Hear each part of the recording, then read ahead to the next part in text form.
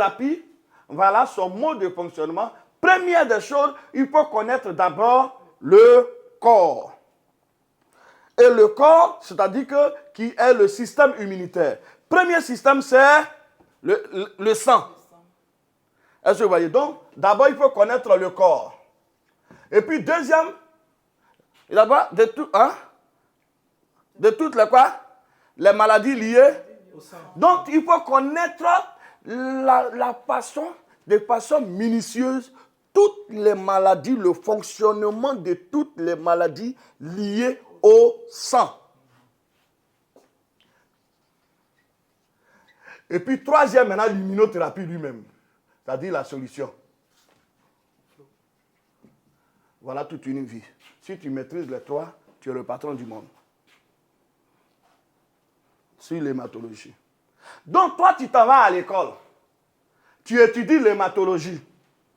Et tu n'es pas capable de résoudre un seul problème d'une seule maladie qui est liée à l'hématologie. Et tu es docteur. Il y a un problème. Est-ce que vous voyez? Mais comme ils savent que l'hématologie répond à une science de l'immunothérapie dont ils n'ont pas la thèse, tout ce qu'ils peuvent t'enseigner, c'est ce qui est le processus de la convention, c'est-à-dire qu'il y a la chimiothérapie, où il faut cibler les cellules rapidement. C'est là-bas, vous avez les langages principes actifs, et voilà, molécules, voilà. On vient ici. Le sang est composé de quoi? De quoi est composé le sang? On va plus vite. Non. Il faut dire des choses qui sont vraies. Parce qu'on est en science. De quoi est composé le sang? Le sang est un liquide biologique vital qui circule continuellement dans les vaisseaux sanguins et le cœur, notamment grâce à la pompe cardiaque. Il est composé d'un fluide aqueux, le plasma. De plasma? Le plasma est un milliard de cellules, principalement les globules rouges, qui lui donnent sa couleur. Qui lui donne sa couleur. Ce liquide transporte le dioxygène. Donc, le sang est composé de plasma, de globules blancs et des plaquettes. Vous savez pourquoi il ne parle pas de plasma? Parce que le plasma lui-même, à 90%, est composé d'eau. Donc, c'est pourquoi je l'ai mis de côté. C'est le plasma qui, voilà, permet la coagulation, voilà, à côté des plaquettes. Le plasma, il prend la moitié. Lui, tout l'eau qui est dans le sang, c'est le plasma, 90%. Maintenant, prenons les globules rouges. Ils vous ont dit là-bas, ils produisent quoi? La couleur du sang. Ça veut dire que dans les globules rouges, premier, on avait vu quoi? On avait dit qu'ils produisaient quoi? Oxygène. Maintenant, on a dit quoi? Que la couleur du sang. Donc, ce qui produit la couleur du sang, c'est quoi? Dans les globules rouges. Donc, on va aller voir quoi? L'hémoglobine. L'hémoglobine qui produit la couleur du sang. Donc, la couleur du sang. Est-ce que vous voyez? Donc, si j'ai un examen déjà, si j'ai un examen de l'hématologie, je m'intéresse déjà aux globules rouges. Je cherche quoi? Je cherche si le patient a de l'oxygène dans son sang ou bien il a sa couleur. Mais s'il n'y a pas d'oxygène, ça fait quoi? Quel est le rôle de l'oxygène dans le corps? Quelle est la conséquence? Quel est le rôle de l'oxygène dans le corps? On va plus vite.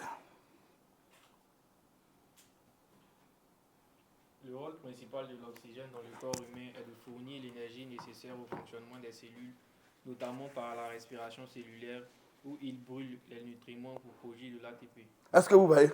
C'est-à-dire, s'il n'y a pas d'oxygène dans le corps, la personne est morte. Parce que c'est l'oxygène qui nourrit, c'est-à-dire tous les organes et les cellules du corps se nourrissent de l'oxygène qui est produit par les globules rouges. C'est d'ailleurs pour ça que quand quelqu'un fait un accident, on lui met le sang. C'est pour ne pas que l'oxygène le quitte. Donc, ça c'est rapide. Hein? Ok, on va continuer. Maintenant, on a oxygène. Maintenant, on a quoi? Globule quoi?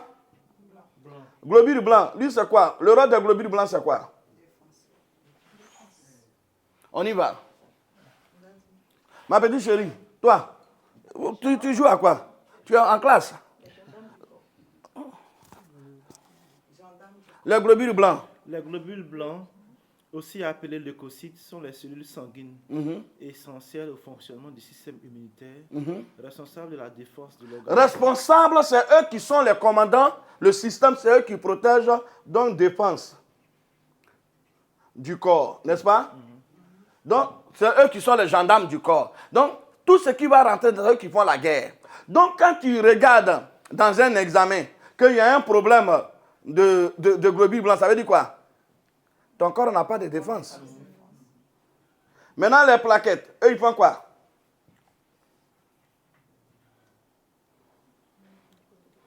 Ils font quoi? Le rôle principal des plaquettes est de participer à la coagulation sanguine pour arrêter les niveaux de saignement. Donc, les plaquettes, maintenant, c'est eux qui vont participer à la circulation sanguine. C'est-à-dire, le sang ne coule pas comme l'eau, hein. Ça coule en molécules. C'est pourquoi quand on vous met sérum, là, ok, donc voyons ça. Donc, ça va participer ici à la coagulation. Ou bien à la circulation du sang. Donc, déjà, voilà le sang. De quoi il est composé. Maintenant, on va dans quoi? C'est-à-dire que on a dit que dans le système immunitaire, il y a le sang et puis quoi? C'est-à-dire le sang qui est la moelle osseuse et puis deuxième, le sous-système quoi? La moelle épineuse, ça dit quoi? La moelle épineuse, c'est quoi? Ça dit les organes. Voilà. Maintenant, qui est le patron des organes? Le cerveau.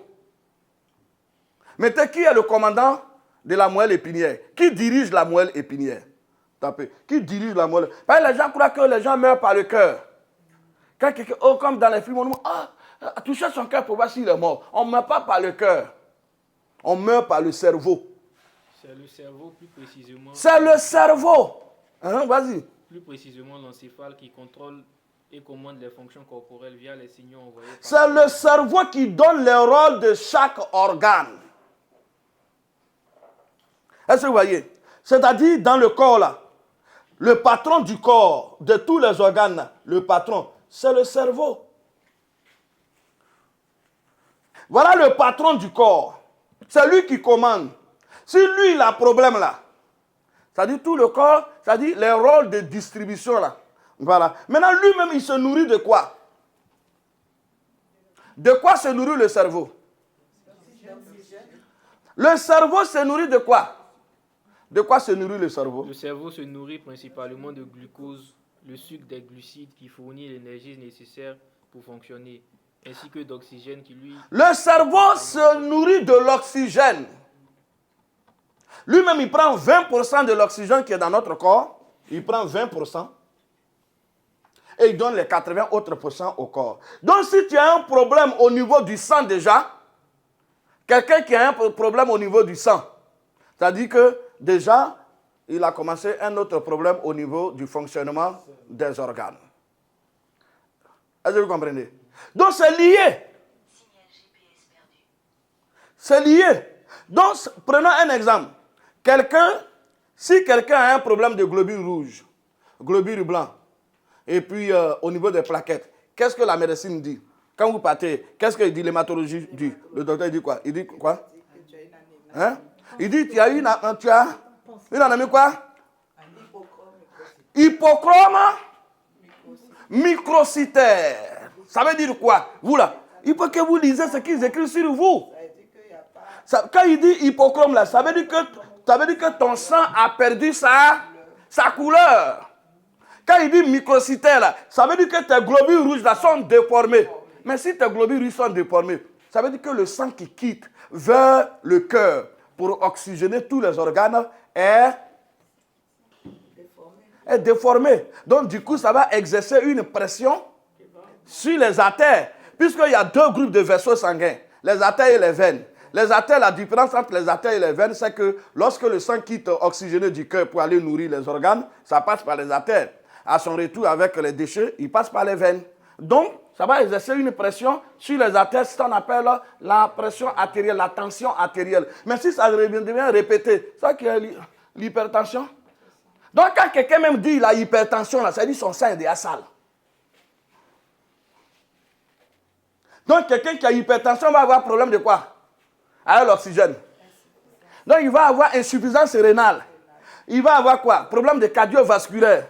Il va avoir quoi? Problème de genoux. Il va avoir quoi? Problème d'artère. Même son bangala, tu la femme là, Jessica, ça ne peut pas bien marcher. Tout est lié. Est-ce que vous voyez? Oui. Donc, il n'arrive même pas à se concentrer. Parce que le cerveau ne reçoit pas l'oxygène. Donc, le corps est désorganisé. Donc, pour aider, quelle est la maladie qui sort du sang? Prenons les maladies du sang que vous connaissez. Ok, le drépano. Mais comme le drépano, c'est quoi? Comment ça fonctionne? Tapez, drépano. Qu'est-ce que c'est que le drépano? Parce qu'il faut qu'on donne quand même un exemple d'une maladie du sang.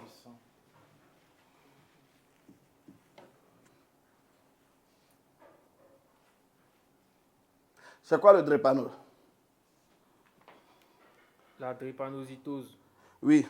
Est une maladie génétique héréditaire du sang caractérisée par une anomalie de l'hémoglobine qui déforme les globules rouges. Qui déforme les globules rouges en forme de fossiles. Ces globules rouges anormaux sont rigides, fragiles et peuvent obstruer les petits vaisseaux sanguins, provoquant des douleurs, des crises douloureuses. Vous savez comment les anglophones appellent la drépano? Sickle cell anemia. Ça veut dire quoi? This is a normal cell anemia. Hein? Maintenant, sickle, ça veut dire quoi? Hein? Ça veut dire c'est découpé, n'est-ce pas? Ok. Donc, quelque chose qui est découpé. Donc, la déformation. Donc, c'est pourquoi les drépanocytaires, ils ont deux problèmes. C'est-à-dire qu'ils ont non seulement perdu. Les drépanocytaires, c'est quoi? Ils ont quoi? Ils ont quoi comme maladie? Comme on peut dire. Donc, ils ont l'hypochrome, et puis quoi? Et puis la microcytose, et puis quoi? Et puis l'anémie. Ils ont trois problèmes. Est-ce que vous voyez? Donc, toutes les maladies du corps fonctionnent comme la drépano. Mais pourquoi la personne a eu la drépano? C'est parce que ses parents étaient en haute charge microbienne. Est-ce que vous voyez? Parce que c'est génétique. Mais comment j'ai eu ça de ma maman? Parce que ta maman aussi, elle avait la déformation et il y a eu une charge. Elle a dépassé la charge et qui peut contaminer. C'est pour ça que toi, tu l'as eu. Ce n'est pas sorcellerie. Donc, c'est comme ça aussi le diabète. Est-ce que vous voyez? Il y a une femme qui a insuffisance rénale. Je lui ai dit, tu as le diabète au cou là. Non, moi je n'ai pas le diabète. Est-ce que vous voyez? Ok, maintenant je leur ai dit, bon, tapez. On gagne le diabète comment? L'insuffisance rénale chronique comment? On dit, non, ce n'est pas le diabète. Tu vois? Ils écrivent, ce n'est pas le diabète, mais ils vous disent autre chose. Oh, c'est écrit là-bas. Ok. Donc, toutes les maladies liées au sang ont un seul fonctionnement. Ils fonctionnent par l'anémie, par l'hypochromie et la microcytose. C'est pourquoi il dit c'est normochrome, normocytaire, hypochrome, tout ça, c'est les mêmes termes de déformation. Ça concerne le niveau de déformation et tout ça. Donc, voilà l'hématologie. Celui qui va maîtriser ça, c'est lui qui va aider l'humanité. Puisque 90% des maladies sont liées au sang.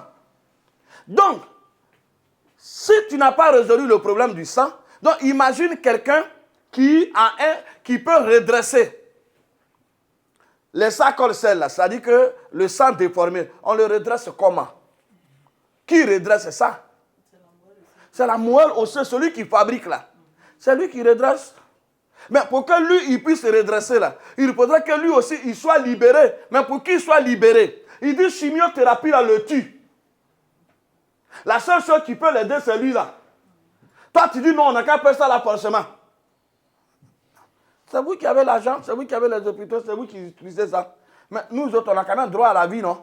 Bon, nous, on veut utiliser ça. Est-ce que vous voyez? Voilà. Donc, maintenant, on va arriver dans l'autre chose, qui est la dernière. Basta.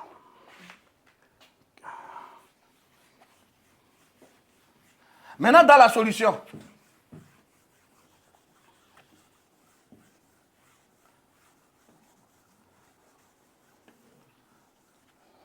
Dans la solution, qu'est-ce qui guérit? C'est-à-dire que quand le sang est déformé, il est sale, qu'est-ce qu'il laisse dans le corps? Il va laisser quoi? Mais il va... Ah, bon, d'accord, prenons les radicaux libres. C'est quoi qui est les radicaux libres? C'est les saletés.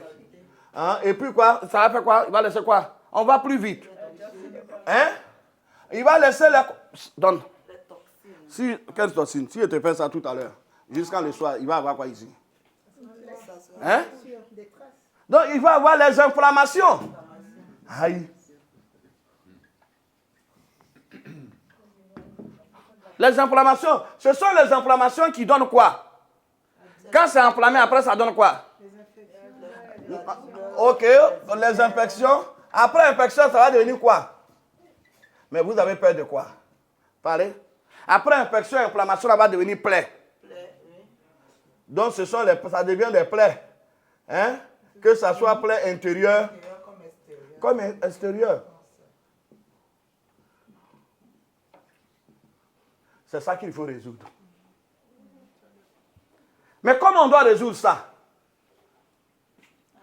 Quand vous avez les inflammations, on vous donne quoi? Normalement, à l'hôpital. Donc, ils vont vous donner les anti-inflammatoires.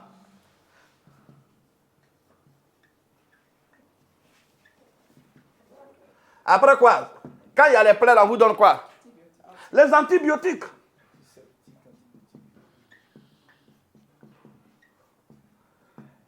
Pour nettoyer le sang, là, ils vont vous donner quoi? Ils vont vous donner des antifongiques. Pour que vous partiez uriner, pour quelqu'un pour uriner, tout, pour faire sortir du corps, ils vont lui donner quoi? On va lui donner les diurétiques. Est-ce que vous voyez? Donc, ils vont te donner maintenant quelqu'un, tout ça là, ça l'a fatigué. C'est-à-dire, ça l'a fatigué. Ils vont lui donner quoi pour le remonter? Ils vont lui donner les antioxydants. Maintenant, ça, c'est en chimique qu'ils ont trouvé. Maintenant, quand on trouve ça en chimique, il y a des quoi? Il y a des effets secondaires. Mais quand on trouve ça en immunothérapie, il n'y a pas d'effet secondaire. Maintenant, toi, ta recherche, ça sera de trouver maintenant quelle plante qui répond à l'anti-inflammatoire. Quelle plante qui répond à l'antibiotique. Quelle plante qui répond à l'antifongique, au diurétique et à l'antioxydant. Ça, c'est le premier groupe. Maintenant, deuxième. Est-ce que les plantes, là, en les mettant ensemble, est-ce qu'ils peuvent travailler ensemble? Ils créent quelle synergie? Ça, c'est le deuxième groupe. Maintenant, troisième maintenant, c'est que leur action maintenant, est-ce que ce qu'ils répondent, est-ce qu'ils font ça sur le corps? C'est le quatrième groupe. Maintenant, cinquième groupe maintenant, comment maintenant le malade doit, est-ce qu'il est guéri? Ça, c'est le cinquième groupe maintenant.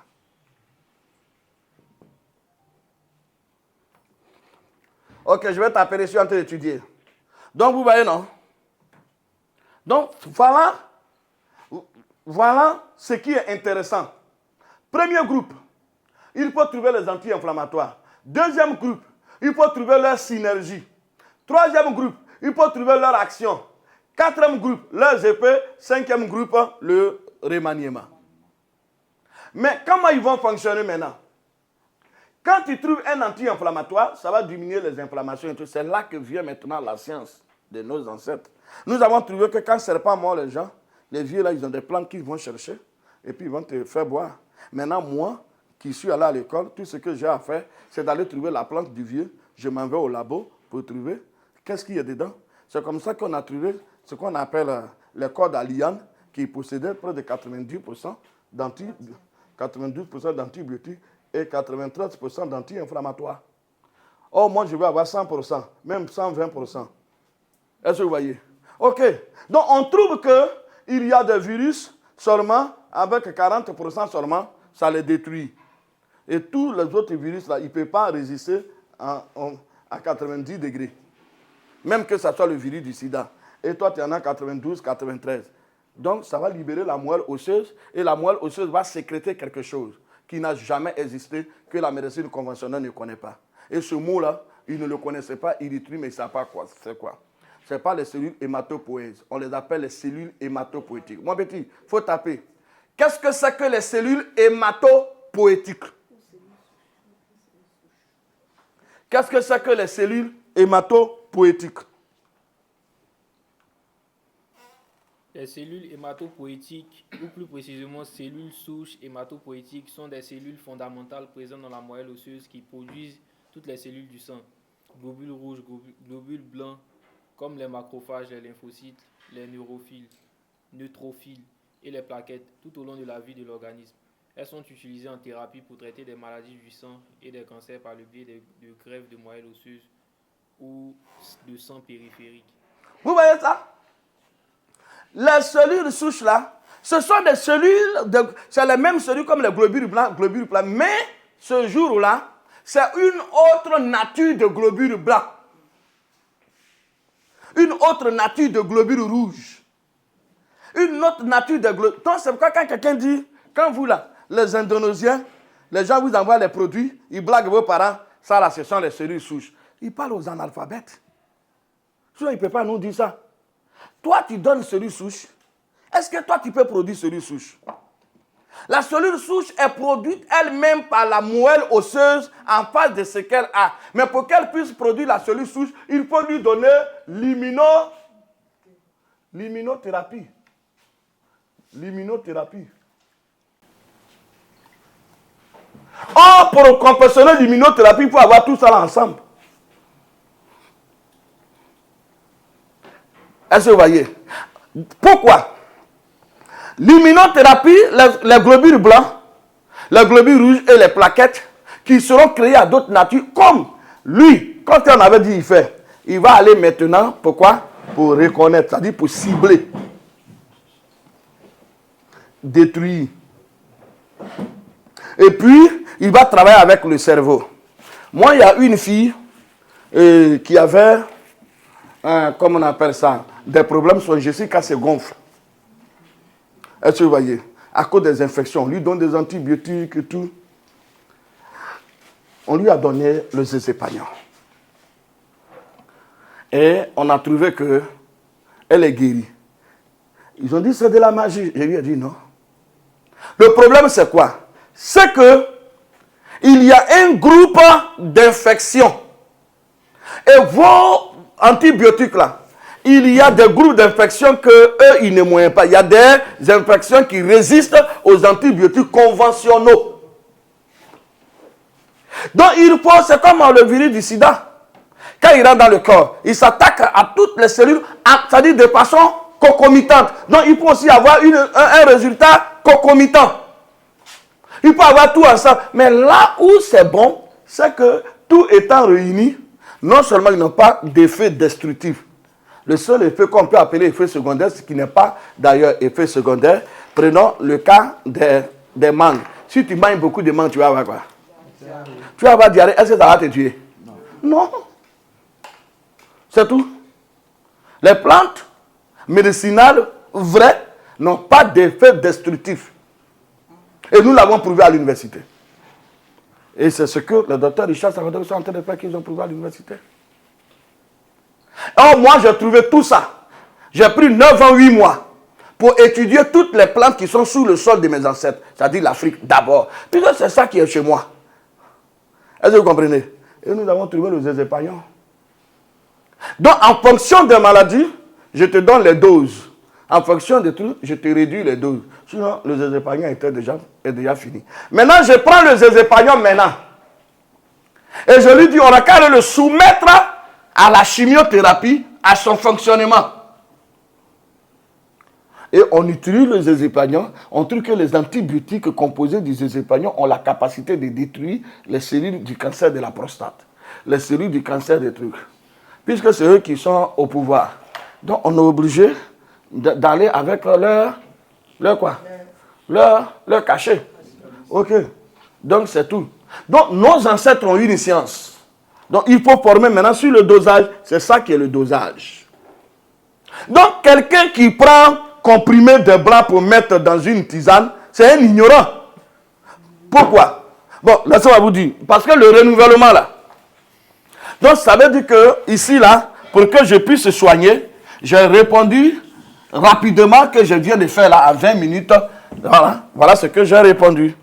J'ai répondu à quoi? Voilà, à la connaissance du corps. À la connaissance du corps. Quand vous allez faire la classe, il va beaucoup plus démontrer. À la connaissance du corps. C'est-à-dire que à la moelle osseuse,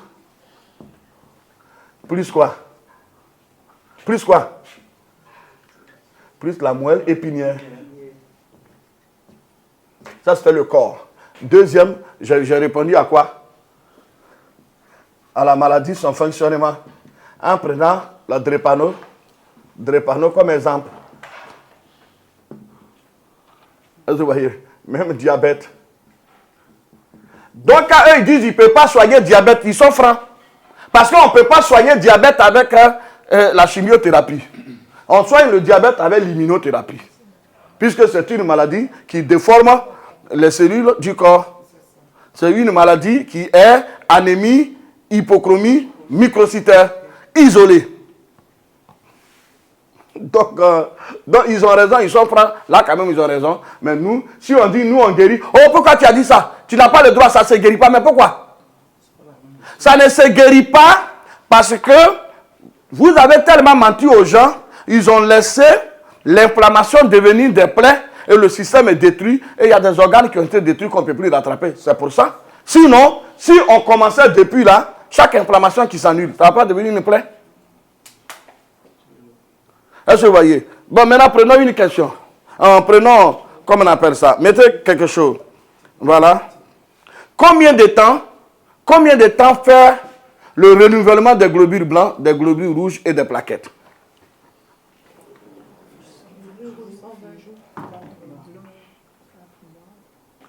Le globule rouge, docteur dit quoi? 120 jours. Ok. Le globule rouge pour 120 jours. Le globule blanc et puis plaquettes vont faire 7 jours à 10 jours. Donc, tu construis avec l'immunothérapie en 7 jours, 10 jours, tu construis déjà le système de défense pour que tu vas venir aider la moelle osseuse. Mais pour que tu puisses créer l'oxygénation, mais tu as besoin de 4 mois. Donc, quand vous dites que j'ai guéri le diabète en une semaine, c'est du mensonge. Puisque le bon Dieu même qui a créé le remaniement dans le corps, il le fait en 4 mois. Maintenant, toi, tu es qui?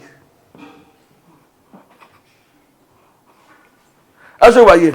Donc, quelqu'un peut être en convalescence, mais pour qu'il y ait, pour que les cellules qui sont gâtées et sortent, mais il leur faut 4 mois pour que la moelle osseuse en fabrique de nouvelles. Donc, quand quelqu'un, ça va faire un examen de sang avec l'immunothérapie, ça peut diminuer, puis c'est en train de s'augmenter. Mais vous allez voir que la personne a beaucoup plus d'énergie et tout, parce qu'un enfant de 17 ans, par rapport à un enfant de 60 ans ou 40 ans, l'enfant de 17 ans court mieux.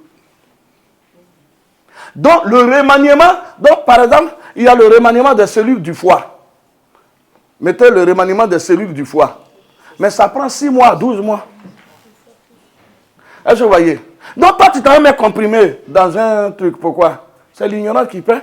Donc, quand un truc dit que non, les Africains, ils mettent comprimé. Mais c'est parce que vous n'avez pas formé, enseigné nos parents. Sinon, nous, on peut les former. Et on va les former.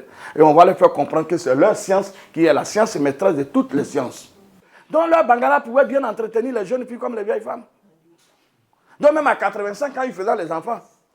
Mais aujourd'hui, là, beaucoup de personnes, même les jeunes à 40 ans, déjà, leur Bangala ne tient plus. Avec quoi ils vont fonctionner? Vous voyez, non?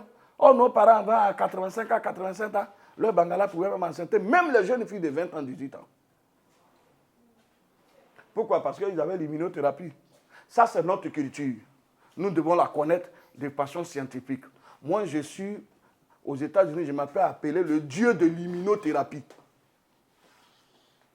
Je mets au défi tout chercheur scientifique de venir me prouver le contraire. Et non, je n'ai même pas fait ça seulement. J'ai créé sur la base de ça un produit typiquement scientifique qui va sortir en décembre sur l'Université de Chicago. Maintenant, toi, va faire le contraire. Et au débat. Voilà, les Africains ne peuvent plus rester comme ça. Nous aussi, on a un mot à dire dans le domaine de la santé. Merci pour ça. Merci.